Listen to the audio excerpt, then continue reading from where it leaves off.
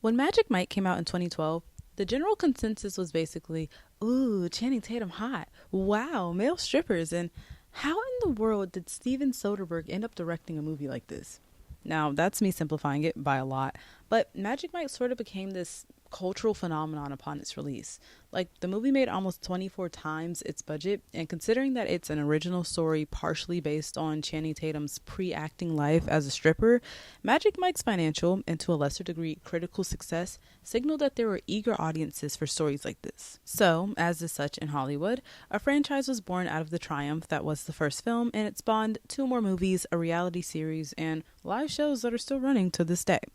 I watched all three movies on a whim because, hey, why not? And I came out of it with two distinct thoughts. The first of which being that I realized that the trilogy acts as a microcosmic reflection of Hollywood. And after I played that sentence over in my head, I was like, I am trying to connect dots that are very much so not connected. And then I started doing research, and I was like, hold up. Over the span of three movies, we're not just watching the progression and maturation of Mike as a dancer, we're also watching the evolution of how Hollywood deals with intimacy and stigmatized subjects like female desire, strippers slash exotic dancers, and consent. It almost acts as a time capsule for the transformation of industry standards. And then my second thought was, wow, Pony is literally such a good song. I'm so glad they chose that for like the anthem. In 2017, the Me Too movement swept through Hollywood and ignited conversations about pervasive power imbalances, predators, and a distinct lack of accountability amongst many, many people in the film industry. The hashtag was originally used by Tarana Burke in 2007 and reached a wider audience after actress Alyssa Milano tweeted it and encouraged victims of sexual abuse and harassment to do the same. The Me Too movement has quite literally molded modern day filmmaking, and it's forced the craft to evolve into something that's more considerate of everybody that's on a set. Whether or not we've actually gotten there, though, is up for debate.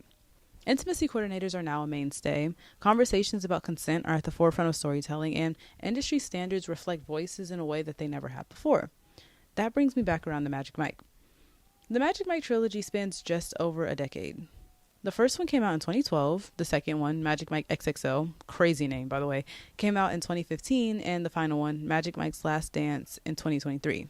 They're all so different and very much each products of their own time. So I'm going to talk very, very briefly about each of them. The first movie is less about stripping and more about the economy and dreams. It's set right after the 2008 economic crisis, and the subplot was quite literally about Mike starting his own business and trying to get out of the world of sex work. The scene when talking about intimacy, desire, and consent was wildly different in 2012, especially when you consider, like I said, this is partially based on Channing Tatum's experience as an 18-year-old stripper in Tampa, Florida.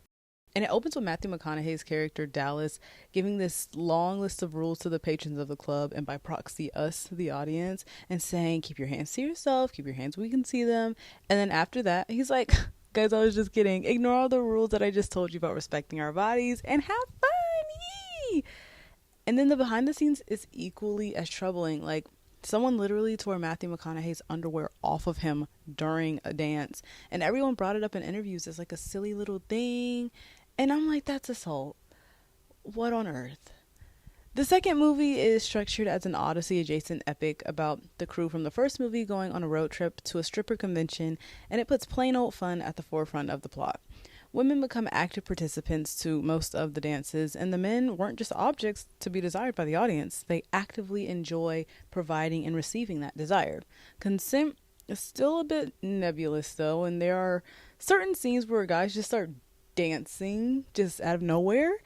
There's a scene with a woman in a gas station, and one of the guys goes in and he just starts like gyrating in front of her, and she's just trying to do her job.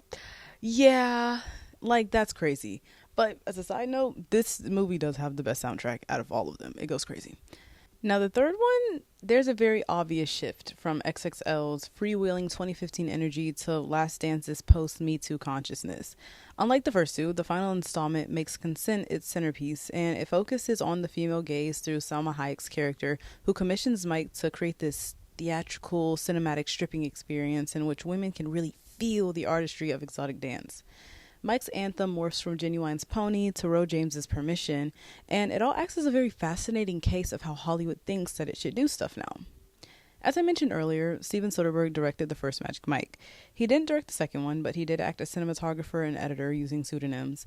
And it's very tonally obvious when you watch them back to back. But that's why it's so interesting that he returned to the director's chair for Last Dance, because it was crafted in a completely different world than the first two. And more than that, Soderbergh, director of Sex, Lies, and Videotape, and someone who's been noted to incorporate complex themes of sexuality into his work, saw this as an opportunity to mesh the sensuality of past movies with the current cinematic climate. When asked about making a movie like Last Dance, one that's about sex and desire, and a filmmaking environment where those things are seen less and less, Soderbergh said that he misses seeing sexuality on screen and that it's something that we all have to reckon with, an axis that we all navigate in our lives as creatures on the planet, so he's not sure why it isn't addressed in a more matter-of-fact way.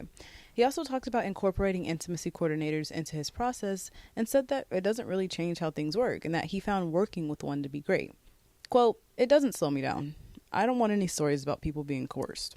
I've been throwing around the phrase intimacy coordinator, so I think it's worth breaking down what the role actually entails. The job of an intimacy coordinator requires competency in the language of choreography. Every move performed for the camera or a live audience, from a passionate kiss to a chilling assault, is meticulously choreographed, just like a dance or a fight scene. These coordinators work to make actors feel as comfortable as possible and advocate on their behalf to create a safe, intimate environment. As I mentioned earlier, intimacy coordinators are relatively new in Hollywood. They're a direct result of the Me Too movement, so they've been welcomed by some more than others.